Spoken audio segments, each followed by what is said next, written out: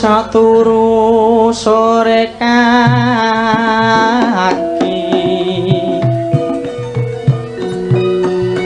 wayang purwa wis akeh critane kalang muda Surakarta nyawiji tekade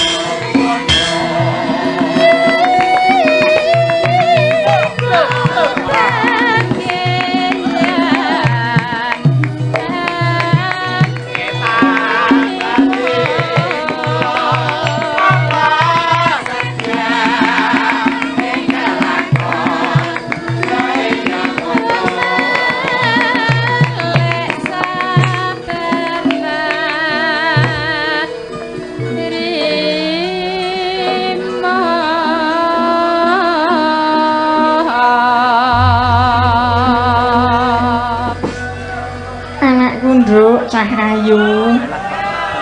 Tengkleng Susilawati.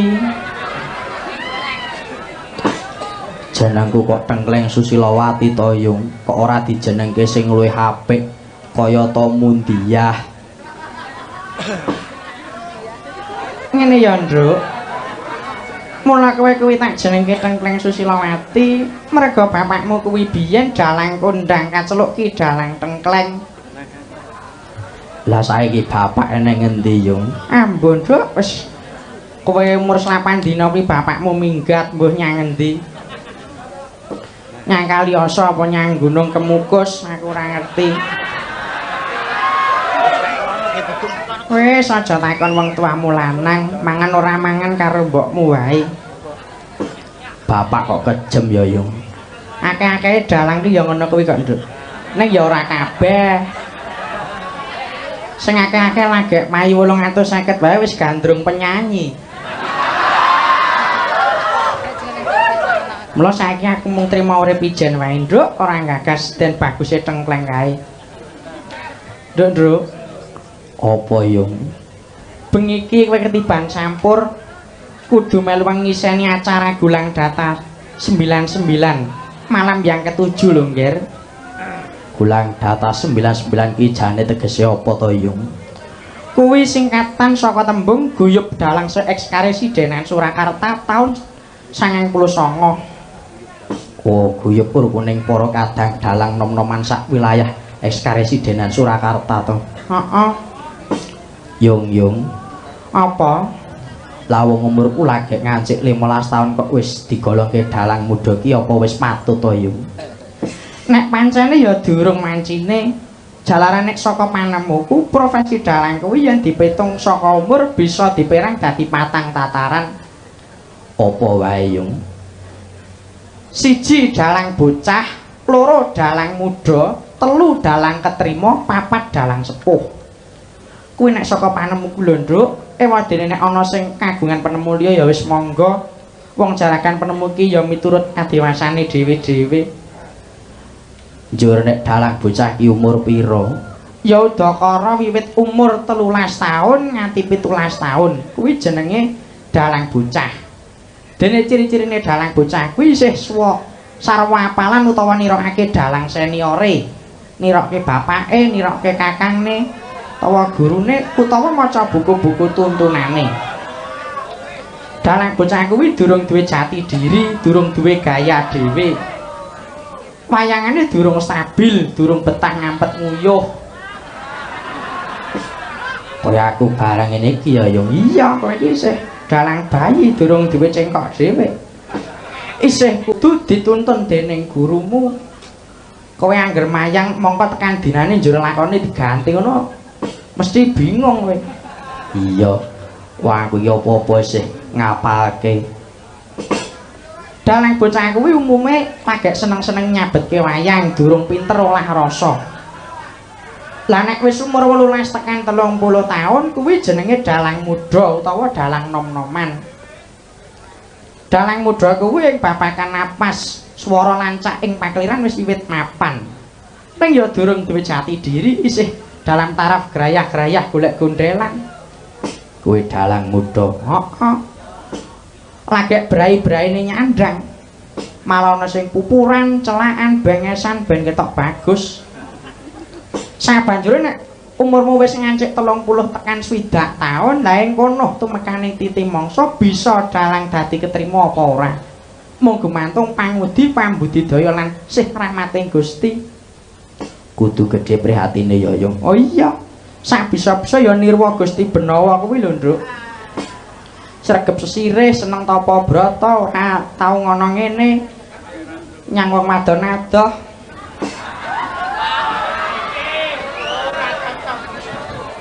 Gusti Pangeran Harya Benawa kuwi. Heeh, kuwi tirunan kuwi. Lah nek dalang sepuh piye, Yung? Dalang sepuh kuwi wiwit umur 20 munggah, ora ketang gliyak-gliyak isih kuat mayang. Kala mangsa ya isih sok ngruwat karo nyambi nulak udan, nyuwuk cah rewel. Kuwi jenenge dalang sepuh utawa narasumber. Nadyan mangkono wae narasumber iki ya penting lho, Nduk. Aja disepelekake. Jalaran sejarah pedalangan wiwit biyen nganti saiki lan saterusé kuwi sipate estafet. Simbah buyut nyang simbah, saka simbah nyang bapak, saka bapak nyang anak, saka anak nyang putu, mangkono saterusé. Oh ngono to. Heeh. Mula sok nek kowe dadi dalang laris ya aja lali dalang-dalang sepuh kuwi openono. Terus kuwi aga pesinden sing saiki ngrewangi ngangkat jenengmu kuwi ya aja dilalekke. Mbah Kayat barang kuwi yang durung almarhum ya dicak terus. Oh iya yo, tak estokke dawuhmu. Ya oreh ning aku isih kagolong bocah, mula mesti wae wayang aku bengi iki akeh kekurangane ya yo. Kakang-kakangku mesti luwih bregas tinimbang aku. Mula aku suwana pangapura marang para rawuh lan para sepuh lho yo. Wayangan Gulang Dratah iki dudu lomba dalang kok nggih. Dudu. Iki ora apik-apikan mayang. Ora. Nanging iki mujudake pengabdian marang bebrayan. Dalang muda se-eks Karesidenan Surakarta melu urun penyejukan suasana. Nek kahanan iki pulih tentrem, dalang-dalang ki ya do payu meneh. Mula perkara elek utawa apik olehmu mayang ya wis mangsa bodho. Sing penting kuwi mung kasuguhan hati dalam mengabdi kepada masyarakat. Oh iya, matur nuwun yung. Nek ngono bengi iki aku ora bakal ngrembug neka-neka, sing penting guyon maton wae. Iya ta yung? Ya, cocok. Mat wonten ing kalodhangan menika kanca-kanca Gulang Dratah mboten kesupen ngaturaken gunging panuwun kunjuk panjenenganipun Bapak Walikota Madya Surakarta, Bapak Haji Imam Sutopo sak setapipun ingkang sampun kepareng-paring palilah hangajangi pagelaran Ringgit Purwa putaran ketujuh ingkang mapan ing pelataran Balai Kota Solo. So ngaturaken panuwun dumateng masyarakat Solo sak kiwa tengenipun ingkang dalu menika kepareng rawuh mirsani pagelaran Gulang Dratah 99. Ing mamuji mugi Gusti ingkang Maha Agung mayuwana rahayu wilujeng pagelaran menika Purwa Madya Wasana. Allahumma amin. Bengi iki pagelaran dicepaki gamelan komplit, penabuh lan pesinden jangkep saka paguyuban abdi kawimbuh bantuan ibu-ibu waranggana akeh banget saka akeh nganti kaya bakul pasar klewer.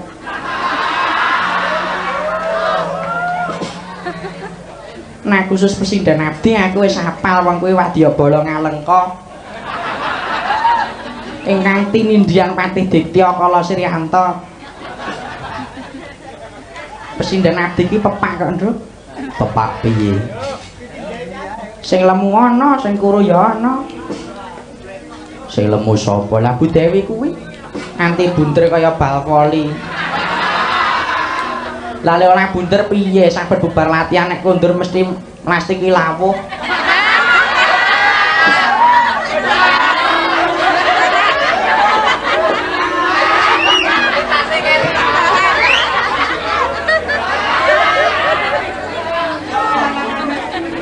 Apa iya ta ya? Iya, terus komplit, Nduk. Apa-apa ana, sega, sop, oseng-oseng, tumpang, teh, kopi dadekke siji. Kokean lawuh malah bukune keri.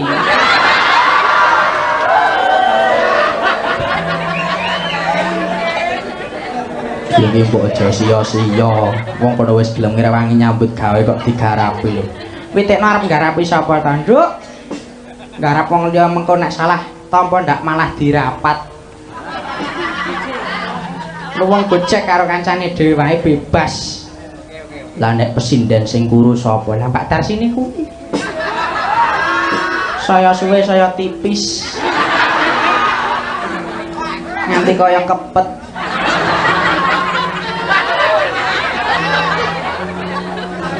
Nah kuwi nek ana angin gedhe ana Mbak Darsini kuwi sing kabur sik dhewe.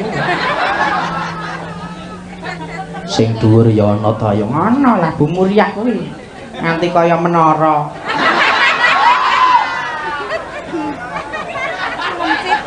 Bareng Mbak Arjutri iki saking cendheke nganti kaya dingklik.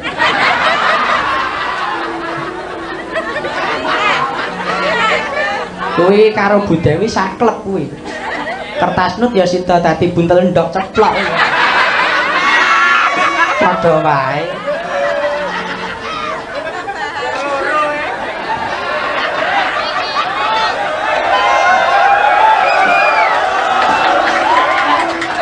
Neng ayu-ayu ya Yung. Oh iya ayu kabeh. Saya pesindene Mas Leng malah ngungkuli nduk. Jan le tuwik-tuwik kae. Tur do nggawa anak. Jan kaya ibu-ibu nyang puskesmas kae lho. Ya ora to Yung. Kowe iki kok sia-sia ambak kaya ngono. Mas Leng kae sesebutane Raden Tumenggung Udadikrama.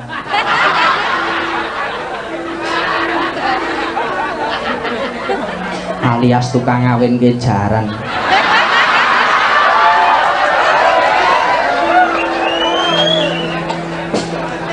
Om Musleng kuwi ya dadi dokter kok nduk. Spesialis mateni anak jaran. Rucat-rucut mati kabeh. Ya ora.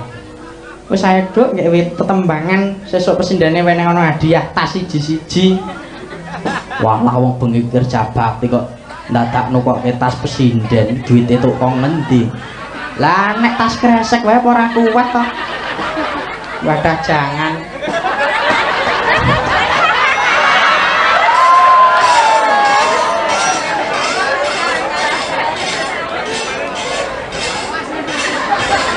Lah wis ninceh mawas kowe.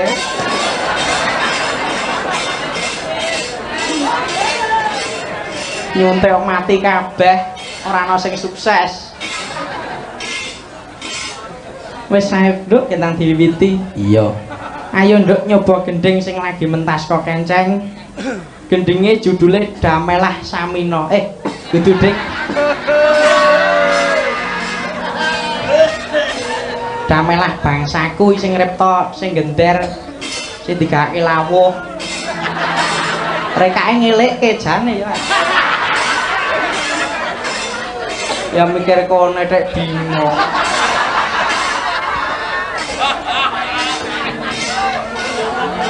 Monggo. Lagu Damelah Bangsaku.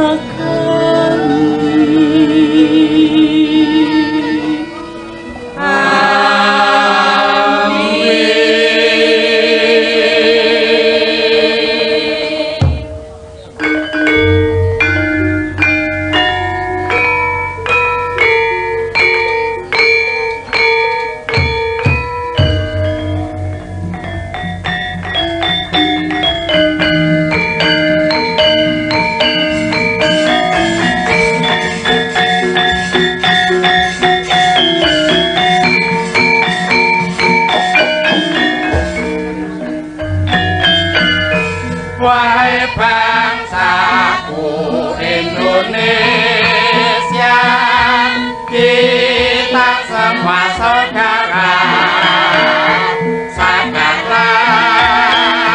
bangkitlah, bersatulah wahai bangsaku, dengan satu semboyan Bhinneka Tunggal Ika. Hilangkan kebrutalan, kekerasan, permusuhan, rukunlah, damailah, demi tegaknya bangsa dan negara.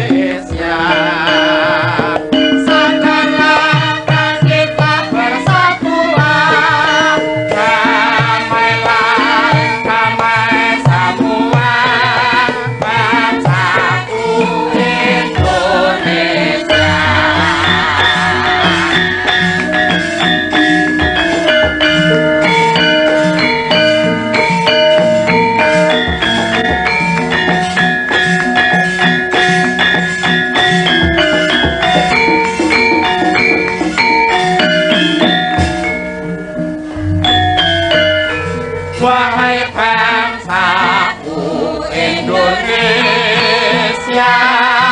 kita semua saudara, sadarlah, bangkitlah, bersatulah wahai bangsaku, dengan satu semboyan Bhinneka Tunggal Ika. Hilangkan kebrutalan, kekerasan, permusuhan, rukunlah, damailah, demi tegaknya bangsa dan negara.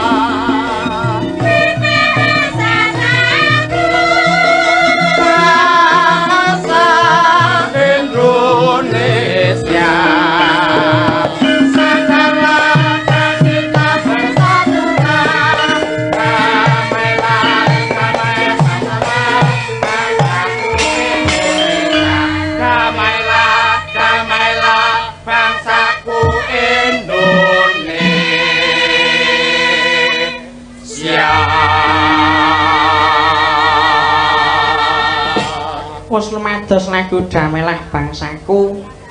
Iki lagu anyar, iki nganyari ning balik kota. Wilujeng dalu bual jinah.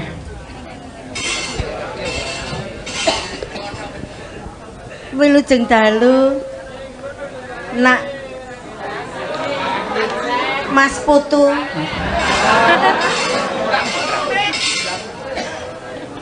Wilujeng dalu Mbah Ranto. Iya ya. Selamat. Ning ya rapati selamat. Loh, kok piye ta, Mbah? Mbahmu wedok meteng meneh.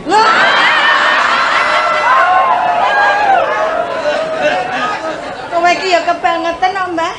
Meteng wae. Kok sregepen to, Mbah? Mumpung jek urip. Sok nek wis mati ra ora wis. Pematian mbek kijing wae. Mumpung jek urip lah omahku desa. Sambene ya ming kuwi. Nggih. Bilih kepareng kula nyuwun berkah dhumateng Ibu Cah Waljinah kepareng ana maringi nyidam sari dipun bawani ingkang bawa Om Sleng.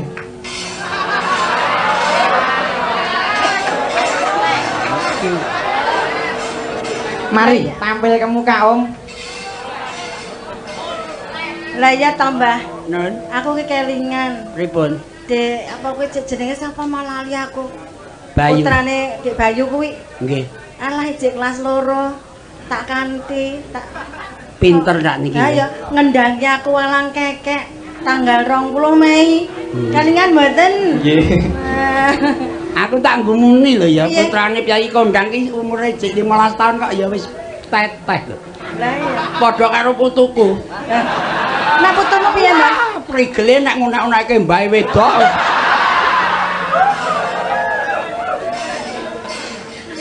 Mecawu ya, Mbak, mecawu lho simbake wis sepuh yak-yakan ngono ya. Ayo Mas Leng. Wah iki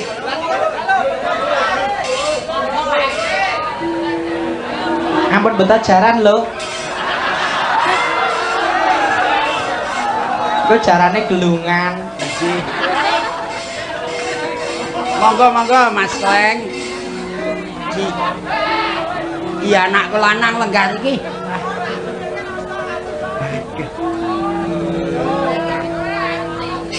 Monggo Raden Temenggung Belo Semita.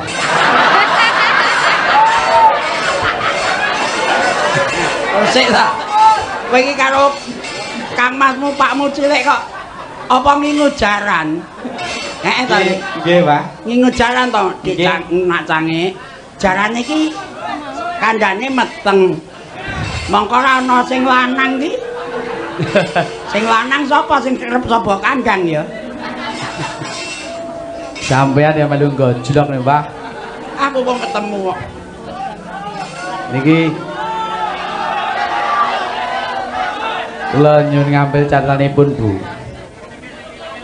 Catetan. Napa Bu Cange? Bawa nyidam sari, Om. Oke, Apa dereng ngapal ta, Om? dereng. Tentale ngapalke obat jaran.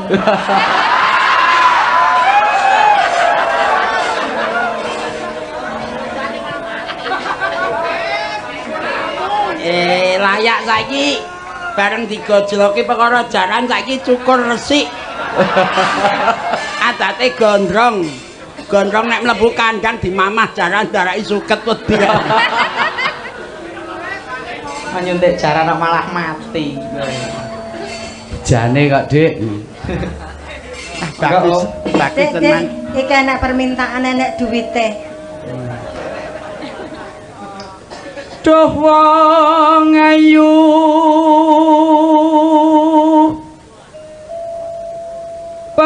pepujaning ati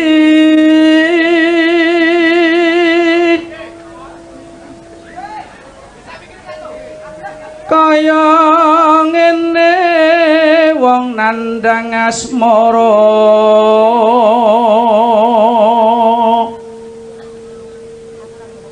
apa ta mung aku dhewe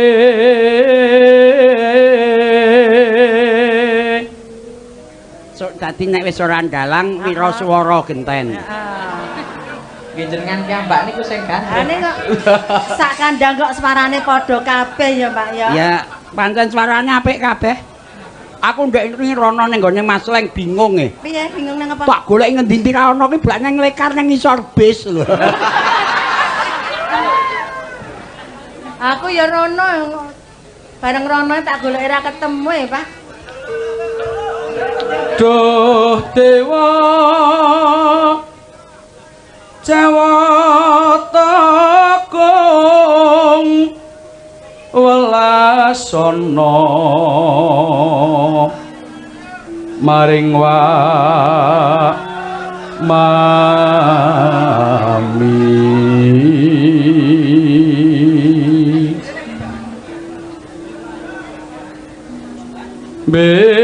besok kapan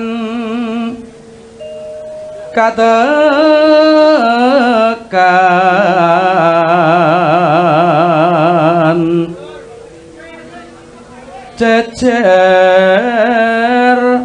lan wong ayu Kula suwun mangke langgam sepisan dangdut sepisan dangdut pesinden 3 dosa kur sareng. Iya. Diumpamakna nahkoda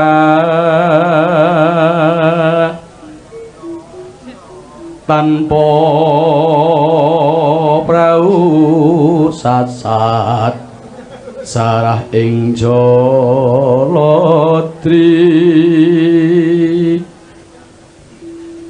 nyidam sarias mara Tepuk tangan kagem Umar Sinosleng. Nggih, monggo Bu Hajinah.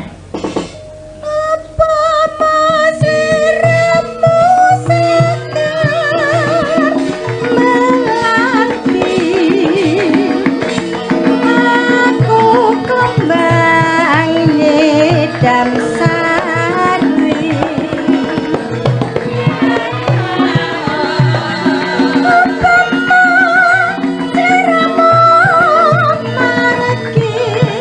Upama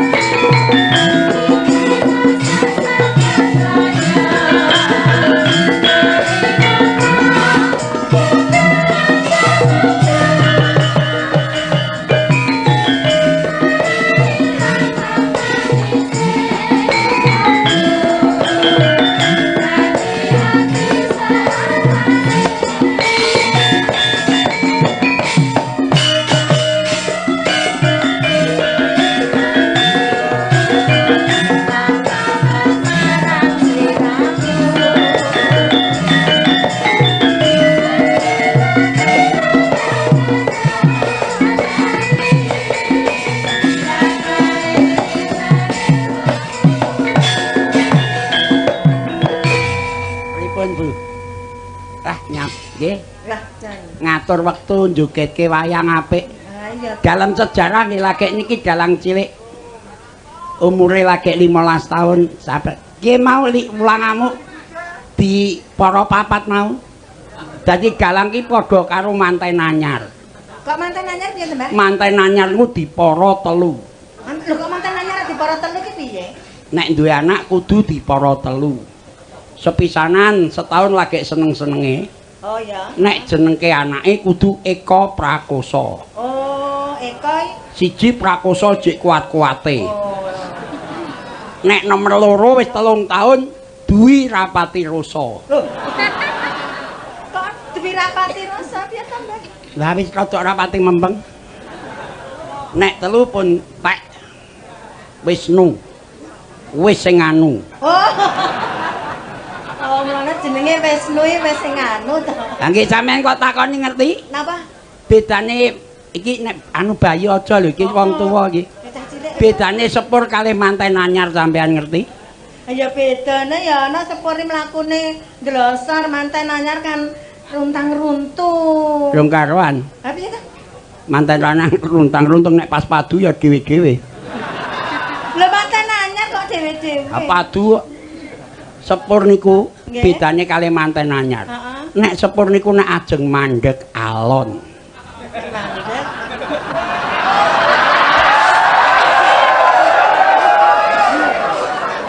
Sepur niku anggere tekan stasiun ajeng mandeg alon. Cek cek cek. Nek manten anyar, nek sepur niku alon. Alon. Lah nek manten anyar. Sepur mawon kula mboten ngandhake manten. Lah piye? Lah nganggo bedane kok ya. Wis padha ndek anake digagas dhewe lah. Aja melu-melu lho iki. Iya, heeh. Monggo kula nyuwun gending ingkang dipun ripta kalian bapak kula ki ambak. Lah iki. Wah. Nah, Napa niki Pak? Nandur ngunduh Nandur nunduh. Nggih. Monggo. slendro menika. nggih. Monggo. Iramanipun dangdut. Monggo kur sareng kemawon.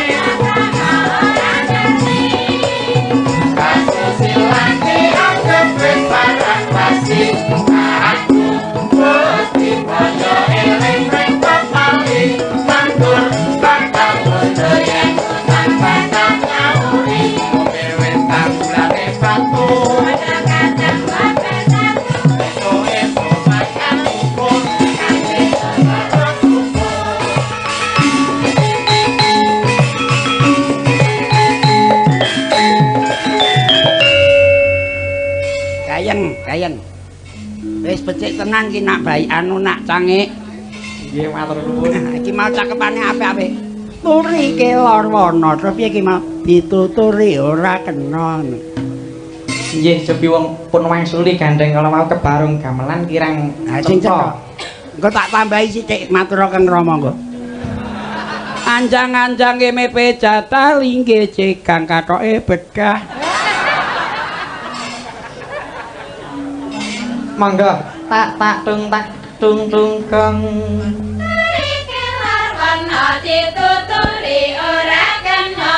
Titik ulune wale digawe becik ora nitik. Tata krama ora ngerti. Kasusilan dianggep wis barang basi. Aduh Gusti mbok yo eling mring pepali. Nandur bakal mundur yang utang bakal nyauri. Padha kadang mbok bersatu.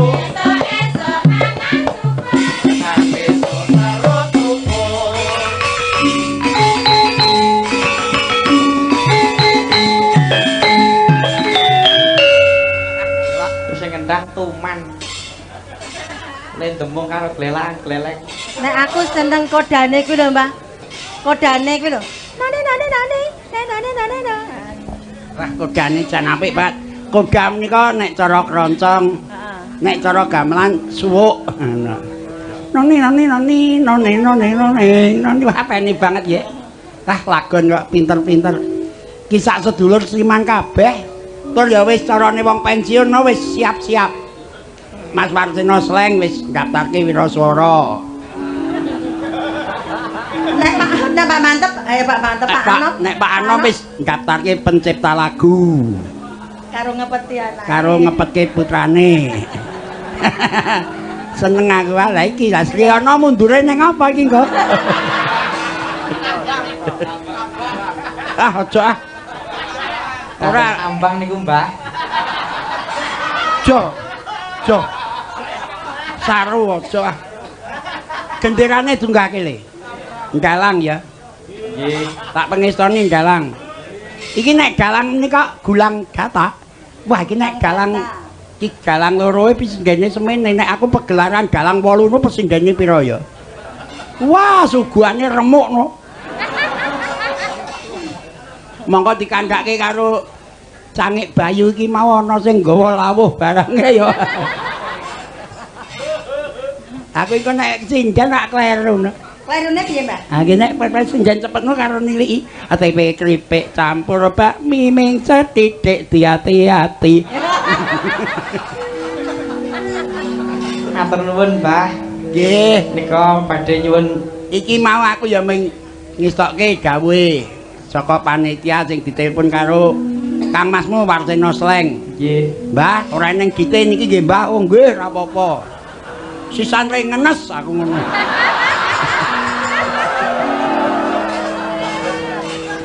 Lah partisipasi karo dalang-dalang nom kok ndak ndaraki moh. Dadi nek ngejak aku ki ora nganggo dit ya ora apa-apa le. Ning wit ngomontor tak jangking mulih ngono. Nggih, kula nyuwun sepindhah malih Sinom Parijata Bumimin saking Sragen kepareng Kita maringi berkah kanca lawas iki. Ah, masaran iki. Nyanyi ya iso. Nyanyi niku. Nyanyi ya iso to, Mbak? Ganggut, roncong, langgam. Ndek wingi enten lagi ketek men disinggeni kok. Mbah Kakung iki senengane ngoten nih. Sekedhap nggih kula bukake nggih. Aja nang kene aja. Aja lho. Kowe engko anggere mbok buka tanah nganti weruh aku nyanyi lho. Di sana tempat lahir bita. Lah nggih yang Kakung senengane ngoten kok. Lah nang kene kok kula bukake sik. Ning tetep nggih kula bikak kok kersane mangertos sedaya. Wis aja, engko ndak aku nyanyi wis tuwek ya. Mbah Maranto. Nun. Mbak Mimin niku betang khusus ing makam haji betane Om Sleng. Lah kuwi mane melu aku gak aku cek kondang. Ki mulang aku, tak ulang gek ben wis apa? Ulangane ini kok nyebeh nika to, Mbah? Nyebeh aku malah sing katut dhewe ngono. Edan to tak sebeh kaya tak pasang wedang kopi sing ngombe mbae ayo. Dadi nggon aku tuwekan nang 6 saiki. Arep mbok genteni wae salange. Jenengan nawani kula. Heeh. Pokoke kula niku nek dereng buka dereng marem kok. Ah, marawane. Engko ndak Mas Bono barang nyanyi di sana tempat lahir kita. Sekedap nggih. Selamat malam Bapak-bapak, Ibu-ibu serta hadirin yang berbahagia. Kenalkan saya Mimin PS dari Masaran Sragen. Ora nyono aku masalah iki saiki gawe kumpulan bal-balan wanita to. PS rak persatuan sepak bola to. Aja sok dadi kiper ya, Nak. Mboten ngoten niku, PS menika pemborong seragam sekolah. Oh. Gede cilik kula nek teng omah jahit ngoten lho. Kandhane kowe cek SMP. Iya, Nyap nggih kok. SMP ki sampun manak pindho. Nyun sewu panjenengan Kyai Sepuh kok njur nginjen wae ora. Dagelan apa mengkurep pitikno. Mangga Bu.